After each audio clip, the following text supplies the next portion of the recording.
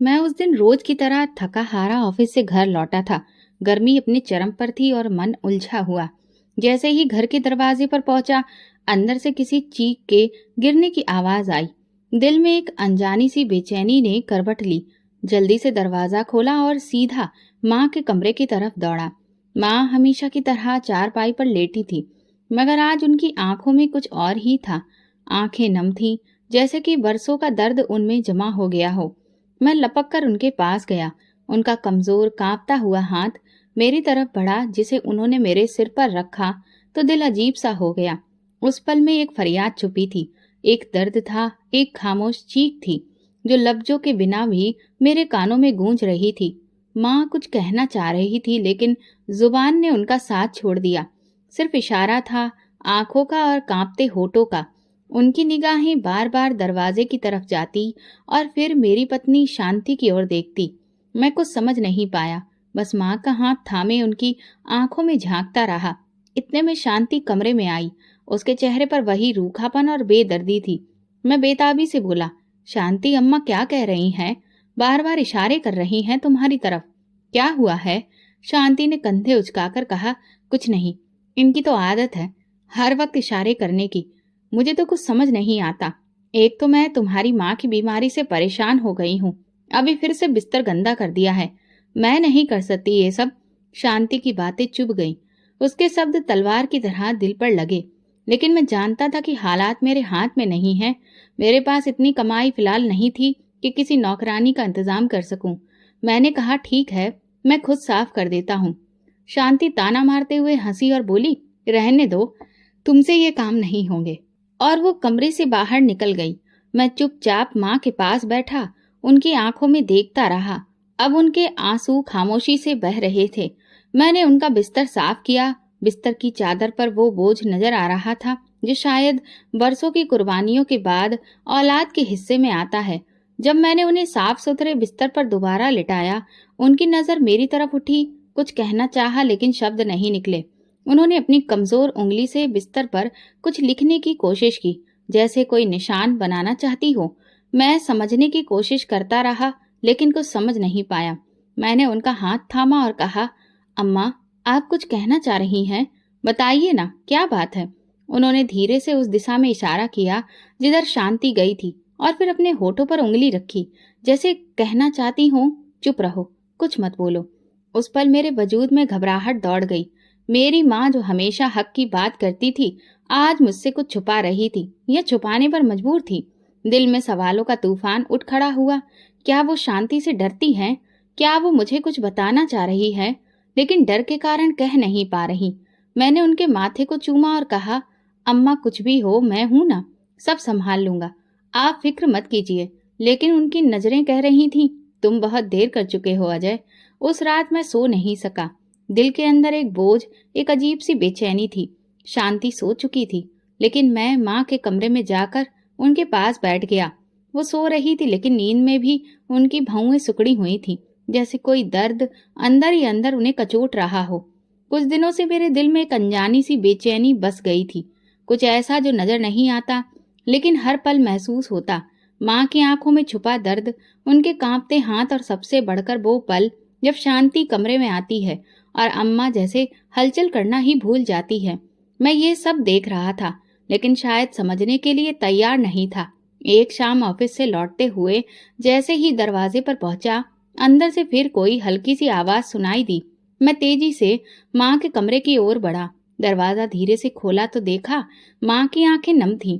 वो छत को देख रही थी, जैसे वहां कुछ लिखा हो जो सिर्फ वही पढ़ सकती हो। मैं उनके पास जाकर बैठ गया। उनका हाथ अपने हाथ में लिया तो उसमें कपकपाहट महसूस हुई। मैंने प्यार से पूछा, अम्मा, कुछ कहना है? मैं सुन रहा हूँ। उन्होंने बड़ी हिम्मत करके बोलने की कोशिश की, जैसे कोई राज उनकी जुबान पर आया हो। लेकिन तभी शांति दरवाजे से अंदर आ गई, और माँ की नजरें उस पर पड़ते ही वो बिल्कुल चुप हो गईं। मैं चौंक कर माँ की तरफ देखने लगा। उनकी आंखों में घबराहट थी, जैसे कि वो अपनी बातें छुपा रही हो। शांति ने हमेशा की तरह कुछ कपड़े और दवाइयां मेज पर रखी और कहा, दवा का वक्त हो गया है। अगर तुम्हारी बातें हो गई हो तो अम्मा को दवा दे दूं? मैंने इस बार किसी जासूसी अंदाज में कहा, मैं खुद दे देता हूँ। शांति ने थोड़ा चौंक कर मुझे देखा, लेकिन बिना कुछ कहे वापस पलट गई। माँ का चेहरा जैसे कुछ बोल रहा था।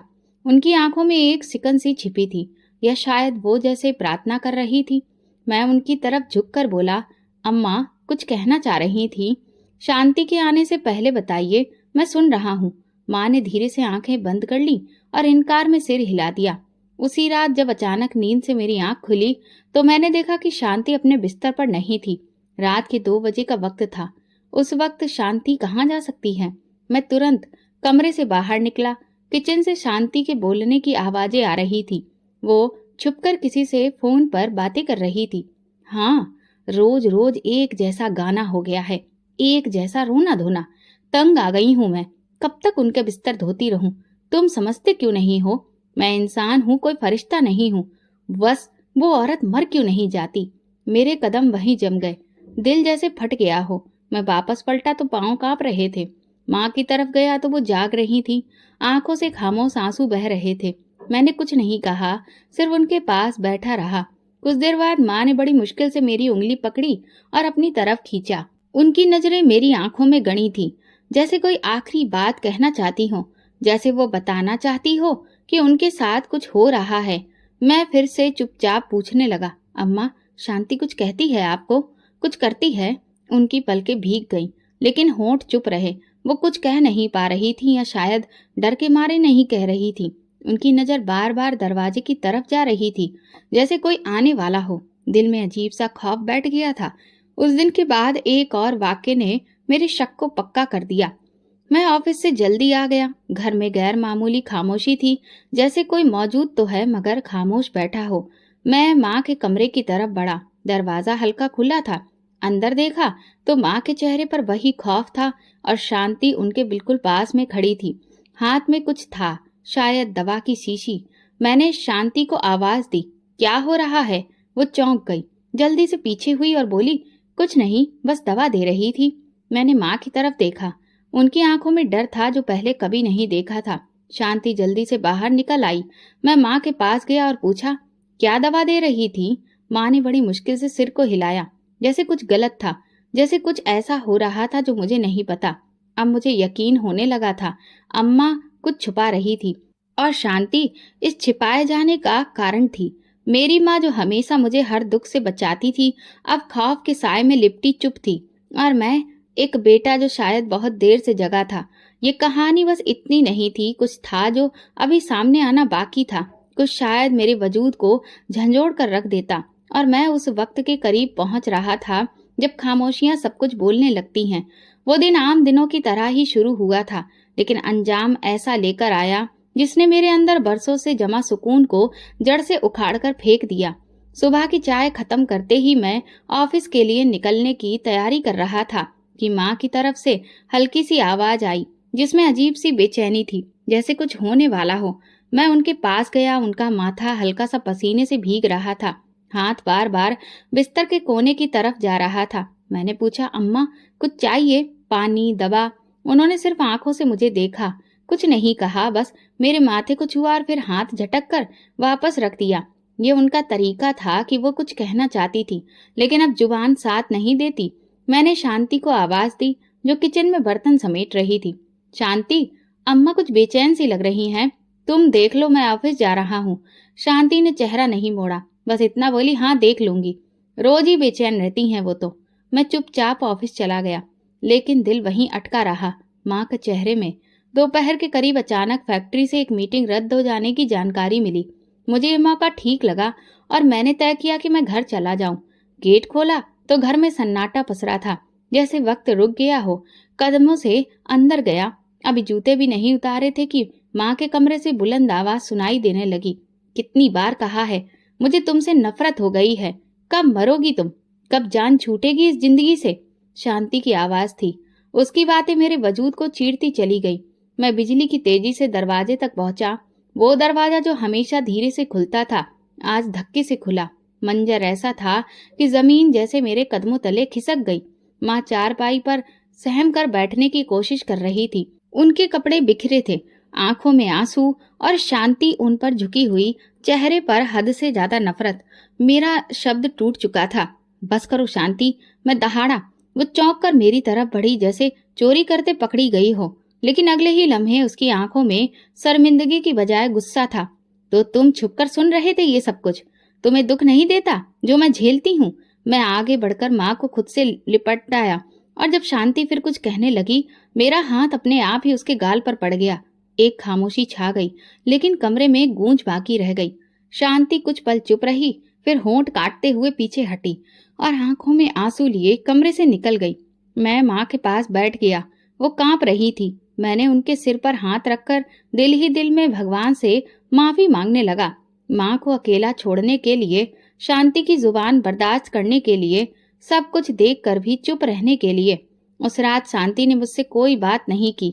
खामोशी का एक पर्दा हमारे बीच पड़ चुका था। कमरे में अंधेरा था और मेरे दिल में एक अजीब सा एहसास जुर्म की हद पार कर दी थी। एक पति होकर अपनी पत्नी पर हाथ उठाया, वो भी तो सारा दिन तड़पती थी, माँ के साथ सारा दिन लगी रहती। ये सब आसान नहीं था। हर घंटे के बाद दवा देना, सफाई करना, खाना खिलाना, नींद बर्बाद करना। क्या मैंने उसके दर्द को नजरअंदाज किया? मेरे दिल में अब एक जंग छिड़ गई थी। एक तरफ माँ का वो चेहरा जो हर पल मेरी आंखों के सामने था, और दूसरी तरफ पत्नी की वो आंखें जिसमें पहली बार डर था, शायद गुस्सा भी और शायद मेरी बेवफाई भी। मैं बेचैनी से करवटें बदलता रहा। माँ कमरे में सो चुकी थी या शायद जाग रही थी। शांति दूसरे कमरे में थी। दरवाजा बंद था। अक्सर जब वो मुझसे नाराज होती, उस कमरे में सो जाती थी। पहले मैं उसे हमेशा मनाकर कमरे में वापस ले आया करता था, मगर आज मैंने ऐसा नहीं किया। पूरा घर खामोश था, लेकिन मेरे अंदर एक तूफान था। वो थप्पड़ सिर्फ शांति के चेहरे पर नहीं पड़ा था, वो मेरे रिश्ते पर भी पड़ा था। वो एक लम्हा था, लेकिन उसका बोझ बरसों तक असर दिखाने वाला था। मैं जानता था कि जो हो चुका है वो वापस नहीं आएगा, और जो होने वाला था वो मेरे सोचने से भी ज्यादा अंधेरा लिए हुए था। वो रात मेरे लिए बहुत मुश्किल बन गई थी। दिल में एक पछतावा, एक बोझ जो नींद को कोसों दूर ले गया। अगली सुबह कमरे की खामोशी ने रात की बातों को और गहरा कर दिया। शांति किसी से कुछ कहे बिना नाश्ते के बर्तन रखकर चली गई। माँ के कमरे में हल्की सी कराहट की आवाज सुनाई दी तो मैं जल्दी से अंदर गया। अम्मा छत की तरफ देख रही थी, सांस थमी हुई सी, आंखें लाल। उनका चेहरा और भी मुरझाया लग रहा था। उनका हाथ बिस्तर के कोने पर रखा था, जैसे कोई सहारा ढूंढ रही हो। मैं उनके पास बैठकर बोला, अम्मा भूख लगी है? उन्होंने धीरे से सिर हिलाया। उस पल मेरे दिल में एक दर्द सा उभरा, जो शायद लफ्जों से कई ज्यादा गहरा था। कल रात शायद अम्मा ने कुछ खाया ही नहीं था। मैं तुरंत किचन में गया, चावल गरम किए, सब्जी निकाली और एक गिलास पानी भरकर माँ के कमरे में वापस आया। माँ के सामने बैठकर जैसे ही पहला निवाला उनके मुंह तक ले गया, उनकी आंखें भर आईं। मैं चुपचाप निवाला देता रहा। उन्होंने बड़ी मुश्किल से चबाया। जब उन्होंने पहला निवाला खाया, उनके होंठ कांप रहे थे और आंखों से एक आंसू बह निकला। अम्मा कुछ नहीं हुआ है, आप खाइए, मैं हूं ना। मैंने नरमी से उनके पल्लू के किनारे से उनके होंठ साफ करते हुए कहा, और फिर उन्हें पानी दिया। उन्होंने मेरा हाथ पकड़ा, वही कांपता हाथ, जैसे कहना चाहती हो, शुक्रिया बेटा, तुम देर से आए लेकिन आए तो सही। मेरी आंखों से भी आंसू बहने लगे। मैंने उनके हाथ को माथे से लगाया। दिल में एक ख्याल हो आया, कितना वक्त गुजर गया। मैं सिर्फ पत्नी की सहूलियत, अपनी व्यस्तता और सामाजिक जिम्मेदारियों में उलझकर अपनी माँ की मौजूदगी को एक फर्ज समझने लगा था। लेकिन उस दिन मैंने पहली बार महसूस किया कि ये रिश्ता सिर्फ आज का नहीं, ये तो वो एहसास है जिसकी गवाही खुद भगवान देता है। माँ थोड़ा थोड़ा करके खाती रही। मैं हर निवाले के साथ उनके चेहरे पर उभरने वाले भाव को पढ़ता रहा। कभी वो लम्हे भर के लिए आंखें बंद कर लेती, कभी हल्की सी मुस्कान आ जाती, जैसे बचपन की कोई याद वापस लौट आई हो। जब खाना खत्म हुआ तो मैंने पानी का गिलास बढ़ाया। उन्होंने मेरे हाथ से पिया। गिलास वापस लेते हुए उनका हाथ कांपा। ऐसा लगा जैसे मेरे दिल की दीवार पर हमेशा के लिए कुछ जम गया हो। तभी शांति दरवाजे पर आ गई। चेहरा सपाट था, लहजा गुस्से वाला। दवा दे दी है, मैंने नरमी से कहा। अभी खिलाया है, कुछ देर में दे दूंगा। वो खामोशी से वापस चली गई। माँ की आंखें फौरन दरवाजे की तरफ गईं। वही डर, वही घबराहट। उनका हाथ मेरे हाथ पर था, लेकिन जैसे उंगलियां और कमजोर हो गई हों। मुझे अंदाजा हो रहा था कि कुछ है जो माँ कहना चाहती है, लेकिन जुबान साथ नहीं दे रही। शायद वक्त सही नहीं है। उस शाम मैंने माँ के करीब बैठकर उनकी तस्वीरें देखना शुरू की। वो तस्वीरें जो पुराने संदूक से निकली थी। वो वक्त जब वो खुद मेरे लिए खाना बनाती थी, रातों को मेरे बुखार में जागती थी, मुझसे लिपेट कर गोद में लोरी सुनाती थी। आज वही माँ बिस्तर से लगी, चुपचाप और मोहताज थी। मैंने उनके सिर पर हाथ रखकर मन में कहा, शर्मिंदा हूं मैं, तुम्हारे पास होते हुए भी तुमसे दूर रहा। आप जो कुछ भी हैं, मैं तुम्हारे साथ हूँ। उन्होंने धीरे से मेरी उंगलियों को दबाकर मेरी बात का जवाब दिया। उस रात मैं उनके साथ ही बैठा रहा। उनके चेहरे की झुर्रियों में एक उम्र की कहानी लिखी थी और मैं पहली बार उसे पढ़ने की कोशिश कर रहा था। और वो प्यार भरी नजरें जो एक माँ ही दे सकती है, बिना शिकायत, बिना सवाल के, वो नजर मेरी पूरी जिंदगी का कर्ज बन गई। माँ को खाना खिलाकर जब मैं कमरे से बाहर निकला तो बाहर की हवा जैसे कुछ और ही कहानी सुनाने लगी। शांति टीवी लॉन्च में बैठी थी, लेकिन उसके चेहरे पर वो सुकून नहीं था जो कि आम दिनों में होता था। आंखों में उलझन, माथे पर तेवर और होठों पर दबी हुई नाराजगी, जिसे मैं कई दिनों से महसूस करता रहा था। मैंने नरमी से पूछा, काफी देर से चुप हो, सब ठीक है? उसने मेरी तरफ देखा और ठंडी सांस लेकर बोली, अब इस घर में कुछ ठीक रह गया है? एक बीमार माँ जो हर वक्त तुम्हारा ध्यान खींचने की कोशिश करती है, और एक पत्नी जो हर पल कुर्बानी देती है, मगर बदले में तुम्हारा एक नरम शब्द तक नहीं मिलता। मैं खामोश हो गया। शायद वो जो कह रही थी वो अपने हिसाब से सच था, मगर मैं जानता था कि हर सच एक जैसा नहीं देखा जा सकता। शांति ने फिर बात का सिलसिला जोड़ा, देखो अजय, तुम्हारी माँ की हालत अब वैसी नहीं रही जो पहले थी। डॉक्टर भी कह चुके हैं कि कोई बेहतरी मुमकिन नहीं है। दिन ब दिन उनकी तबीयत और बिगड़ती जा रही है, और मैं तो अब थक चुकी हूँ। मेरे सब्र की भी कोई हद है। मैंने गहरी सांस ली। उसके शब्द तेज थे, लेकिन मैं इनकार नहीं कर सकता था कि वो वाकई एक मुश्किल वक्त से गुजर रही थी। शांति, मैं समझता हूँ कि तुम बहुत कुछ सह रही हो, पर माँ भी तो बेबस है। उनका तो सिर्फ हम लोग ही सहारा हैं। मैंने धीरे से कहा, नहीं अजय, वो तेज आवाज में बोली, अब तुम नहीं समझ रहे। तुम सिर्फ माँ को देखते हो, मुझे नहीं। सारा दिन उनकी सफाई करना, दवा देना, खाना बनाना, ठीक है, और ऊपर से तुम्हारी खामोशी। तुम्हें लगता है मैं कोई मशीन हूँ? मैंने उसकी तरफ देखा।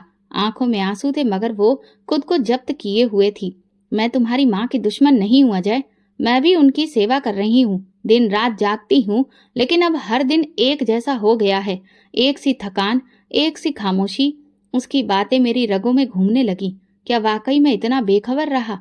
क्या मैंने सिर्फ माँ का दुख देखा और शांति की खामोश चीखों को नजरअंदाज कर दिया? एक पति होने के नाते क्या मैंने इंसाफ किया? मैं कुछ कहे बिना कुर्सी पर बैठ गया। उसके शब्द मेरे कानों में गूंज रहे थे, माँ कभी ठीक नहीं होगी। कब तक ये सिलसिला चलेगा? कब तक मैं अपनी जिंदगी को एक मजबूर वजूद के साए में गुजारती रहूंगी?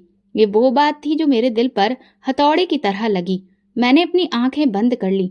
शांति अब धीरे धीरे बात करती रही। मैं सुनता रहा, खामोश, बिना कोई हरकत किए। अगर मैं बीमार हो जाऊं तो मुझ पर भी इतना ही ध्यान दोगे? उसके सवाल पर मैं चौंक गया। उसकी आंखों में कैसा सवाल था जिसका जवाब मेरे पास नहीं था। ये सच है कि माँ अब कभी ठीक नहीं होगी, मैंने खुद से कहा, लेकिन ये भी सच है कि वो एक माँ है जिन्होंने अपनी जिंदगी का बेहतरीन वक्त मेरे लिए कुर्बान किया था। मैं उठकर दोबारा माँ के कमरे में गया। उनकी आंखें बंद थीं, माथे पर पसीना। मैंने तौलिया उठाकर उनका माथा पोंछा। वो धीरे से जागी और एक कमजोर सी मुस्कान उनके चेहरे पर आई। मैं उनके पास बैठकर सोचता रहा, शांति के शब्द, माँ के हालात और अपने बीच की कसमकस। ऐसा लग रहा था जैसे मैं दो किनारों के बीच में लटका हुआ हूँ। एक तरफ पत्नी जिसका सब्र टूट चुका है, और दूसरी तरफ माँ जिसका वजूद हर लम्हे मिटता जा रहा है। क्या मेरे लिए कोई बीच की राह नहीं बची है? ये वक्त मुझे किसी और जगह खींच ले जाएगा? ये सवाल उस रात मेरे दिल में गूंजता रहा और मैं जवाब ढूंढता रहा। अगली सुबह आंख खुली तो घर में खामोशी थी। शांति किचन में नहीं थी, ना ही टीवी लॉन्च में। उसकी कोई आहट सुनाई नहीं दे रही थी। मैं सीधा माँ के कमरे की तरफ गया। माँ चारपाई पर लेटी थी। उनकी आंखों में गैर मामूली उदासी थी, जैसे वो किसी गहरी सोच में हो। मैं उनके पास बैठकर धीरे से हाथ थाम कर बोला, अम्मा दवा खा लेना। उन्होंने पलकें झपकाई, फिर होंठ हिलाए, जैसे बहुत मुश्किल से कुछ कहने की कोशिश कर रही हो। दवा नहीं दी थी। मेरी सांस रुक गई। मैंने उनकी तरफ देखा। क्या कहा आपने अम्मा? दवा नहीं दी? उन्होंने हल्के से सर हिलाया और आंसू निकल पड़े। मेरे दिल में जैसे कोई सिलसिला जाग गया। कौन? शांति? माँ ने इनकार में सिर हिलाया, जैसे वो जवाब देने से डर रही हो, लेकिन इनकार भी नहीं कर पा रही हो। उनकी आंखों में ख्वाहिश थी जो पहले कभी महसूस नहीं हुई। मेरे मन में फौरन पिछले कई दिनों की वो यादें उभर आईं जब मैंने शांति से कहा था कि मुझे भी डॉक्टर के पास चलना है, और वो हर बात कोई न कोई बहाना बनाकर मना कर देती थी। मैं खुद चली जाऊंगी, तुम ऑफिस का काम छोड़कर क्या करोगे? दवा तो मुझे ही देनी होती है ना, डॉक्टर से मैं खुद बात कर लूंगी। ये बात मैं कई बार सुन चुका था और हर बार चुप था। अब माँ के इनकार ने वो सब बातें नई तरह से चुपती सच्चाई में बदल दी। मैंने तुरंत शांति को आवाज दी। वो कुछ लम्हों के बाद कमरे में आई। चेहरे पर नाराजगी थी। क्या हुआ? क्यों बुला रहे हो? मैंने माँ की तरफ इशारा करते हुए कहा। अम्मा कह रही हैं कि उन्हें दवा नहीं दी जाती। तुम तो कहती हो रोजाना वक्त पर दवा देती हो। शांति ने तुरंत गुस्से में कहा। अरे वो तो कुछ भी कह देती हैं। तुम्हें पता है उनकी याददाश्त कितनी कमजोर हो गई है। पिछले हफ्ते तो उन्होंने मुझे अपनी बहू मानने से भी इनकार कर दिया था। मैंने माँ की तरफ देखा। उनकी आंखों में बेबसी थी, जैसे वो अपनी सफाई में कुछ कहना चाहती हो, लेकिन शांति अब भी यही कह रही थी। उनकी हालत दिन ब दिन बिगड़ रही है, और अगर वो दवा नहीं खा रही हैं तो ये खतरनाक है। शांति ने जलकर कहा। अजय, तुम्हें मेरी किसी बात पर यकीन ही नहीं आता। रोजाना मैं उन्हें वक्त पर दवा देती हूँ। अगर वो भूल गईं तो इसमें मेरा क्या कसूर? मैंने पहली बार उसकी आंखों में झांक कर देखा। वहां कुछ छुपा हुआ था। अच्छा बताओ, इनमें से कौन सी दवा दी थी आज सुबह? मैंने नरमी से पूछा। वो एक पल को रुकी, फिर बोली, वही वाली जो डॉक्टर ने पिछली बार दी थी। तुम्हें क्या पता? तुम तो साथ भी नहीं गए थे। मैं चुप हो गया। ये सच था, मैं कभी साथ गया ही नहीं था। हर बार जब भी डॉक्टर के पास जाने का वक्त होता, शांति अकेले ही चली जाती थी। मैं कई बार बोला कि चलो, मैं भी चलता हूँ, बात करनी है डॉक्टर से, मगर हमेशा जवाब एक जैसा होता, मैं संभाल लूंगी, तुम्हारी फैक्ट्री का काम ज्यादा जरूरी है। तब मुझे ये बात जिम्मेदारी की लगती थी। आज वही बात छुपाने की कोशिश लग रही थी। मैं उठा और माँ की दवाइयों की अलमारी की तरफ गया। एक पुरानी चीज जिस पर दवा की तारीख 2 महीने पुरानी थी, अभी भी आधी भरी पड़ी थी और बाकी पैकेट खोले ही नहीं गए थे। मैंने शांति की तरफ देखा। वो पल भर को गुस्सा हो गई, फिर गुस्से से बोली, वो तो पुरानी दवा है, डॉक्टर ने बाद में नई दी थी, पर तुम्हें ये सब समझाना बेकार है। अच्छा, तो फिर नई दवा कहाँ है? मैंने धीरे से पूछा। वो खत्म हो गई, वो बड़बड़ाई। मैं समझ चुका था, कुछ ना कुछ जरूर छुपाया जा रहा है। माँ की हालत इस बात की गवाह थी। मैं दोबारा माँ के पास आया, उनका हाथ थामा, आंखों में देखा। ऐसा लगा उन्होंने पूछा हो, बेटा क्या तू मेरा है? उस लम्हे मैं टूट गया।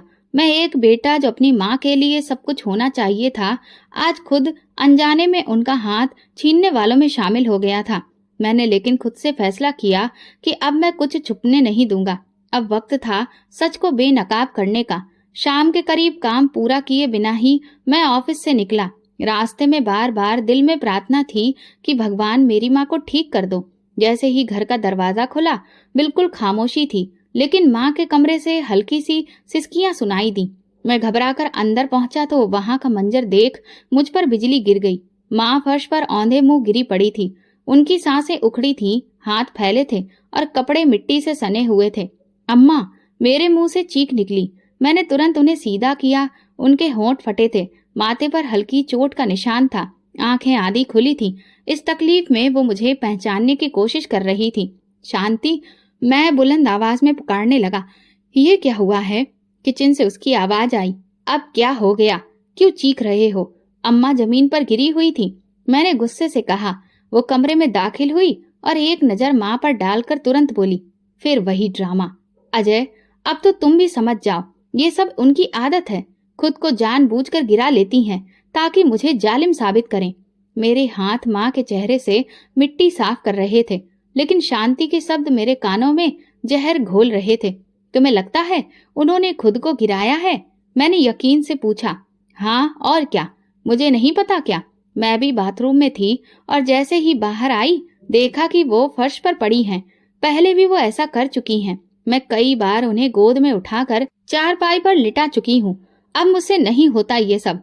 माँ मेरी गोद में धीरे से सिर रख चुकी थी आंखों से एक आंसू बहकर निकला। क्या ये भी ड्रामा है? मैंने शांति की तरफ देखकर बोला। वो चुप रही। शायद मेरे लहजे में कुछ था जिसने उसे एक लम्हे को पीछे हटा दिया। मैंने माँ को आराम से उठाकर चारपाई पर लिटाया। उनकी हड्डियों से अजीब सी आवाज आ रही थी, जैसे पूरा वजूद टूट चुका हो।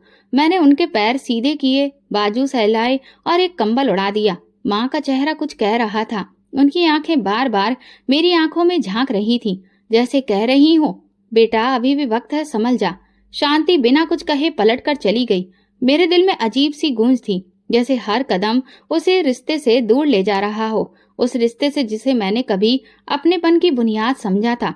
मैंने माँ के लिए पानी गर्म किया, नरम तौलिया लिया और उनका चेहरा धोना शुरू किया। चोट का निशान गहरा होता जा रहा था। हर धोए जाने वाले धब्बे के साथ मेरे दिल पर एक नया दाग लग रहा था। मैंने प्यार से पूछा, अम्मा बताइए ना, गिर कैसे गईं? फिर उनकी आंखों में आंसू आए, लेकिन होंठ बंद रहे। उन्होंने धीरे से सिर हिलाया, जैसे कह रही हो, अब देर हो चुकी है। मैं अंदर से टूट चुका था। उसी रात शांति ने मेरे सामने आकर सिर्फ इतना कहा, देखो अजय, अगर तुम्हें मेरी बातों पर भरोसा नहीं तो बेहतर है कि तुम खुद संभालो अपनी माँ को। मैं अब ये सब नहीं कर सकती। वो मुझे पसंद नहीं करती, हमेशा तुम्हारे सामने खुद को लाचार बनाकर दिखाती हैं। तुम मेरी बात सुनने की बजाय उनका दुख देखते हो। मैंने कोई जवाब नहीं दिया।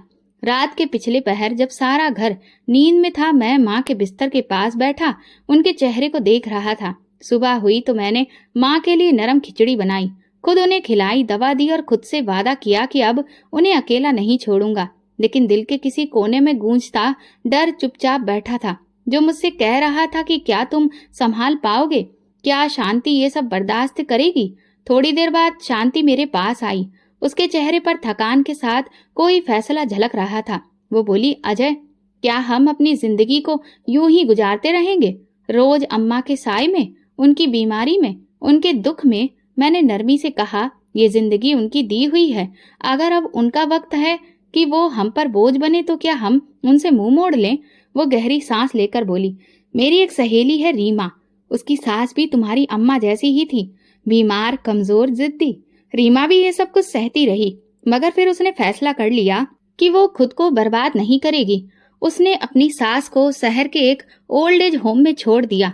मेरे दिल में झटका सा लगा। मैं चौंक कर उसकी तरफ देखा। क्या मतलब? तुम कह रही हो कि मैं अम्मा को? हाँ अजय, मेरी बात पूरी सुनो। रीमा की सास अब वहाँ खुश हैं। उन्हें दिन भर नौकर लोग देखते हैं, वक्त पर दवा मिलती है, और अब जब उनसे बात होती है तो रीमा और उसका पति भी खुश है। जिंदगी में सुकून आ गया है। मैंने नजर झुका ली। शब्द मेरे गले में अटक गए।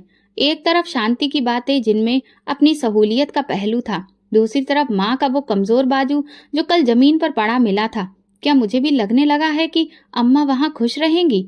शांति ने कंधे पर हाथ रखकर कहा, हमारी जिंदगी भी कोई जिंदगी है? दिन रात दवा, सफाई, रोना, जिद, और तुम हमेशा उनके आस पास रहते हो। हमारा कोई हक नहीं? क्या मेरी जिंदगी का कोई मकसद नहीं? मैं चुप रहा। उसकी हर बात में एक तर्क था, मगर वो मोहब्बत और जज्बा कहाँ था जो मैं माँ की आंखों में रोज देखता था। देखो अजय, वो बोली, मैं ये नहीं कहती कि तुम उनसे मोहब्बत ना करो या उन्हें छोड़ दो। मैं सिर्फ कह रही हूँ कि उनके लिए ऐसा माहौल बेहतर हो सकता है जहाँ वो बेहतर तरीके से संभाली जा सके। हम अकेले कब तक निभाएंगे? मैंने गहरी सांस ली और दिल में सोचा, क्या मैं सच में थक गया हूँ? जिस्मानी नहीं, जज्बातों के तौर पर।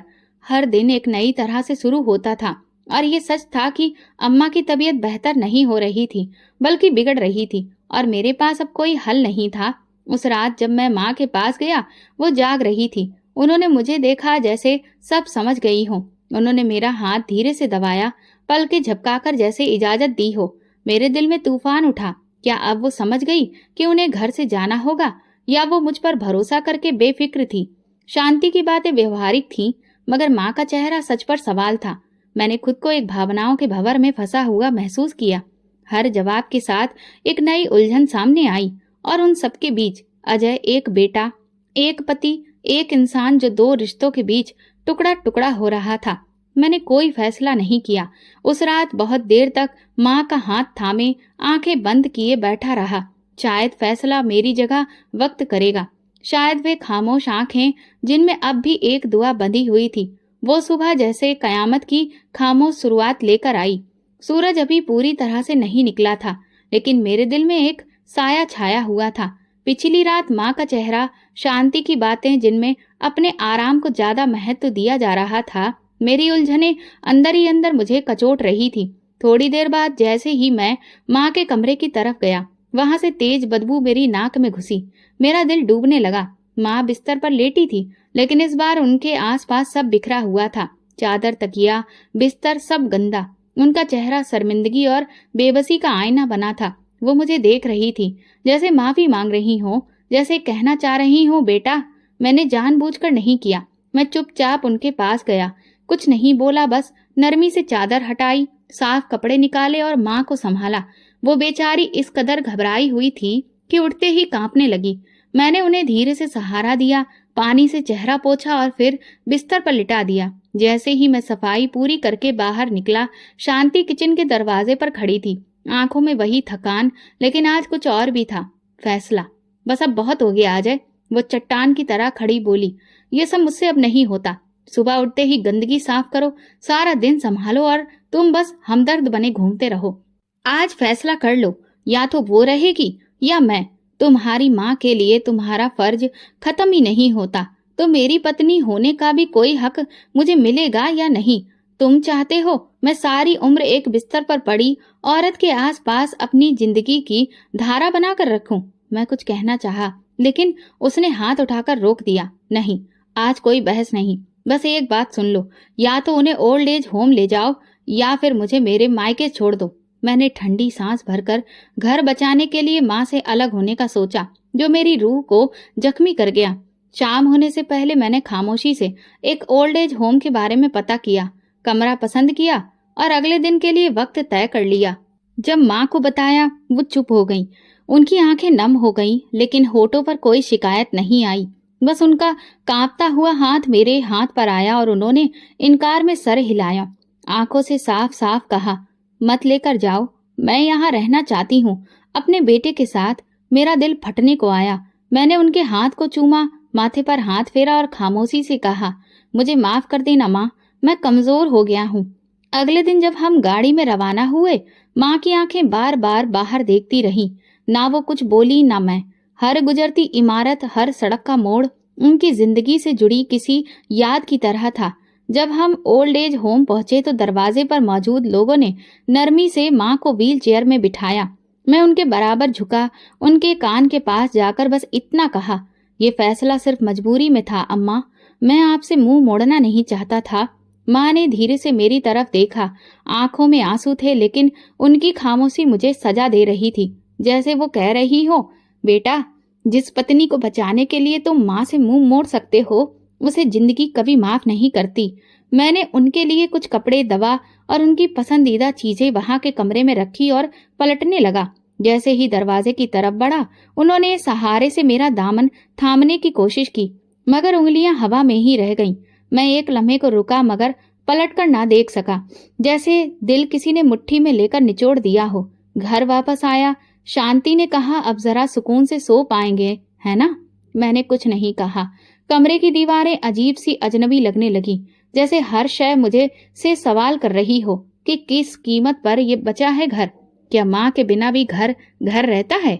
वो रात मेरी नींद की आखिरी रात थी और अगले दिन मेरा ज़मीर मेरे साथ बोलने लगा, लेकिन उस वक्त मैं सिर्फ खामोशी की चादर ओढ़े खुद को तसल्ली देता रहा कि मैंने एक बेटे की नहीं बल्कि एक पति की जिम्मेदारी पूरी की है। हालांकि अंदर से अच्छी तरह जानता था कि मैं दोनों में से कोई भी जिम्मेदारी नहीं निभा पाया। माँ को ओल्ड एज होम छोड़कर आए कुछ ही दिन गुजरे थे, मगर वो दिन मुझे बरसों की तरह महसूस होने लगा। शांति के चेहरे पर एक अजीब सा सुकून नजर आ रहा था, जैसे उसने किसी बोझ से जान छुड़ाई हो। घर में खामोशी कुछ ज्यादा हो गई थी और मैं उसी खामोशी में अपने ज़मीर की आवाज को दबाता जा रहा था। एक शाम जब मैं स्टोर रूम की पुरानी चीजें देख रहा था, अचानक एक पुराना टीन का डिब्बा मेरे हाथ लगा। उस पर माँ के हाथ से लिखा हुआ एक छोटा सा लेबल था, दवाइयाँ, सुबह शाम रात। दिल धड़कने लगा।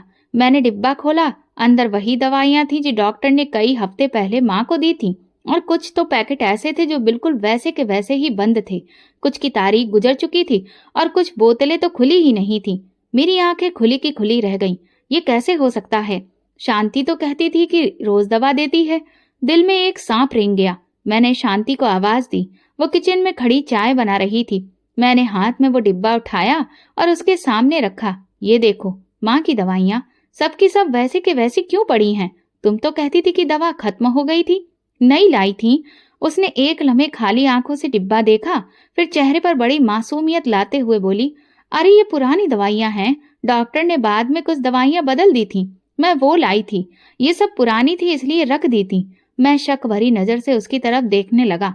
मगर तुमने तो कभी नहीं बताया कि दवा बदली थी। जब मैंने पूछा तो तुमने कहा था सब कुछ वक्त पर दिया जा रहा है। वो झल्लाकर बोली, अजय, तुम्हें हमेशा मुझ पर शक ही करना है ना? अब अगर मैंने अलग रख दी थी तो क्या हुआ? हर बात का हिसाब देना पड़ेगा मुझे। मैं चुप हो गया, लेकिन अंदर से बेचैन मन की हालत दिन ब दिन बिगड़ रही थी और मैं अंधों की तरह भरोसा करता रहा। मेरी आंखों के सामने वो लम्हा घूम गया जब माँ ने बेहोश होकर सिर हिलाया था। मैंने टूटे शब्दों में कहा था, दवा नहीं देती। जब तब मैंने उनकी कमजोरी को याददाश्त की भूल समझा, लेकिन अब हकीकत किसी और तरफ जा रही थी। मैंने तुरंत अपनी गाड़ी निकाली और ओल्ड एज होम पहुंचा। माँ बगीचे में व्हीलचेयर पर बैठी थी। धूप में उनका चेहरा चमक रहा था। मुझे देखते ही उनकी आंखों में चमक सी आ गई, जैसे वर्षों बाद कोई अपना नजर आया हो। मैं उनके पास जाकर पहुंचा, उनके पैर छुए, उनके हाथ थामे और उनकी हड्डियों की गर्माहट महसूस की। उनके प्यार में वो ममता थी जो मैंने हमेशा महसूस की थी। अम्मा, दवाई वक्त पर मिल रही है? मैंने नरमी से पूछा। उन्होंने धीरे से पलकें झुकाई, फिर सिर हिलाया। पहले नहीं। उनके होठों से बस इतना निकला। मेरी रूह कांप गई। किसने नहीं दी? मैं पूछना चाहता था, लेकिन उनकी सांसें तेज हो गईं, जैसे डर फिर से लौट आया हो। मैंने तसल्ली दी, पानी पिलाया और उनके साथ कुछ वक्त बैठा रहा। मैंने महसूस किया माँ कुछ कहना चाह रही है, लेकिन जुबान साथ नहीं दे रही। वापसी पर मैं सीधा उस डॉक्टर के क्लिनिक गया जहाँ माँ को शांति ले जाया करती थी। मैंने पुराना रिकॉर्ड निकलवाया, दवाओं की पुरानी लिस्ट देखी और फिर जो देखा उसने मेरे अंदर की बुनियाद हिला दी। डॉक्टर ने जो दवाएं दी थी वही थी जो उस डिब्बे में सुरक्षित रखी थी। कहीं कोई भी दवा बदली नहीं गई थी। मैंने धीरे से डॉक्टर से पूछा, क्या कभी दवा बदली गई थी? डॉक्टर ने इनकार में सिर हिलाया। नहीं, आपकी माँ की हालत ऐसी नहीं थी। दवा में बदलाव की जरूरत ही नहीं थी। जो चल रहा था वही रूटीन था जब तक वो हमारे यहाँ इलाज कर रही थी। मेरी भुट्टियां भीज गईं। इसका मतलब शांति ने झूठ बोला था। माँ को दवाएं वक्त पर नहीं दी गईं। मैं जिस पर सबसे ज्यादा भरोसा करता था उसी ने मेरी माँ की सेहत के साथ खेल खेला था। घर जाकर मैंने शांति के सामने डॉक्टर की फाइल रख दी। वो रंग बदलते चेहरे के साथ बोली, तो तुम वाकई मुझे जालिम समझते हो? तुम्हारे लिए तुम्हारी माँ सब कुछ है और मैं सिर्फ एक मुजरिम? ठीक है, मैं गलत थी। मैंने कुछ वक्त दवा में ढिलाई की, मगर क्या मैंने बात को बीच में काटते हुए कहा, शांति, तुम्हें मेरी माँ पर रहम नहीं आया। तुमने उनकी जिंदगी के साथ खेल खेला और मुझे अंधेरे में रखा। वो चुप हो गई। मैं अपनी माँ की हर उस मुश्किल घड़ी को महसूस करता रहा। मेरी आंखों में आंसू आ गए। माँ कितनी बार कुछ कहना चाहती थी और मैं उनकी खामोशी को समझने की बजाय दूसरों की बातों पर यकीन करता रहा। अब जब सब कुछ सामने आ चुका था, बस एक सवाल रह गया था, क्या वक्त मुझे वो सब लौटा सकता था जो मैं अपनी माँ से छीन चुका था? शायद नहीं। लेकिन ये हादसा मेरी बाकी जिंदगी का सबसे गहरा निशान बन गया। माँ की दवाइयों का राज जब बेनकाब हुआ, मेरे अंदर कुछ टूट गया। मैंने फैसला कर लिया कि मैं अब और चुप नहीं रहूंगा। अगले दिन माँ को ओल्ड एज होम से वापस लाने की तैयारी शुरू कर दी। उन्हें वापस घर लाकर उनकी सेवा करना चाहता था। शायद वक्त के कुछ जख्म भर सकूं, मगर कुदरत शायद मेरे इरादों की परीक्षा के लिए कुछ और ही मंसूबा बना चुकी थी। एक सुबह जैसे ही मैं फैक्ट्री पहुंचा, गार्ड ने बदहवासी में दरवाजा खोला। साहब, अंदर आग लग गई है। मेरी आंखों के सामने अंधेरा छा गया। मैं पागलों की तरह अंदर दौड़ा। गोदाम की पिछली दीवार की तरफ शोले हवा में जोर जोर से उठ रहे थे। सब लोग कोशिश कर रहे थे। फायर ब्रिगेड को कॉल की जा चुकी थी, लेकिन बहुत देर हो चुकी थी। जो बचाया जा सकता था वो सिर्फ राख का ढेर बन चुका था। मेरी बरसों की मेहनत, रातों की नींद सपने सब कुछ आंखों के सामने जल रहा था। उसे एक हादसे ने मुझे अंदर से बेखेर कर रख दिया। कुछ दिन तो जैसे मैं खुद को यकीन दिलाने में लगा रहा, शायद नुकसान काबू में आ जाए, शायद इंश्योरेंस कुछ बचा ले, शायद कोई मेरा हाथ थाम ले। लेकिन सारी उम्मीदें, सारे रास्ते धीरे धीरे बंद होने लगे। फिर वो दिन आया जब मेरा शरीर भी उस सदमे को सह ना सका। एक रात तेज सर दर्द के बाद मेरी नजर धुंधली हो गई, हाथ कांपने लगे और शरीर बेकाबू होकर फर्श पर जा गिरा। होश आया तो अस्पताल में था। डॉक्टर ने मेरी पत्नी को बाहर बुलाया, फिर आकर मेरे पास धीरे से बोले, अजय साहब, आपको हल्का सा पैरालिसिस हुआ है। कुछ दिनों की फिजियोथेरेपी, दवा और आराम से आप ठीक हो सकते हैं, लेकिन आपको बहुत एहतियात बरतनी होगी। मैंने आंखें बंद कर ली, दिल जैसे चीर गया हो। शरीर के साथ साथ अब मेरे सपने भी बिखरने लगे थे। 2 दिन बाद शांति मेरे सामने आई। उसके चेहरे पर वो नरमी नहीं थी जिसकी मुझे जरूरत थी। वो कुछ पल चुप रही, फिर बोली, मैं तुम्हारी माँ की सेवा से निकल ही पाई थी और अब तुम्हारी जिम्मेदारी मैं नहीं निभा सकती। मैं यहाँ तुम्हें लाचार होकर देखने नहीं आई थी। मैंने भी एक जिंदगी का सपना देखा था और तुमने मुझे दुखों के सिवाय और कुछ भी नहीं दिया है। मैं कुछ बोल ना सका। उसकी नजरें देखता रहा। जवाब अजनबीपन से भरा था। कुछ दिन गुजरे। वो घर आई, खाना रखती, दवाई देती और फिर गायब हो जाती। एक रोज जब मैं किसी और की मदद से ये चलने की सोच रहा था, घर में मुझे सुनाई दिया। दरवाजे पर उसका एक दोस्त, जिसकी नजरों में मैं पहले से ही चुभता हुआ महसूस होता था, वहां पर बैठा हंस रहा था। शांति अंदर आई और बड़े ही सुकून से बोली, मैंने तलाक के लिए अर्जी दे दी है। तुम्हारे साथ जिंदगी गुजारने का कोई फायदा नहीं।